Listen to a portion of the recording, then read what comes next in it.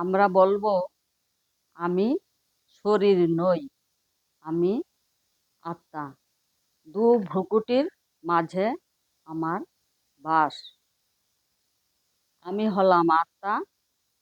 আমার স্বধর্ম সুখ, শান্তি, আনন্দ, খুশি, শক্তি এবং আত্মিক প্রেম।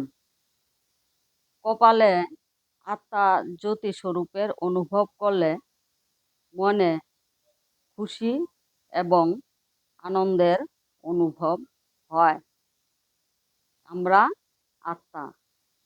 আত্মার স্থিতিতে থাকলে মন শান্ত অবস্থায় থাকে।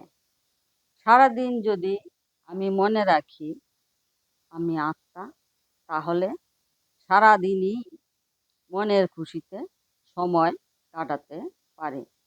রাজযোগ তপস্যা অভ্যাসের দ্বারা মনের দুঃখ অশান্তি দূর হয় এবং মন শান্ত অবস্থায় থাকে।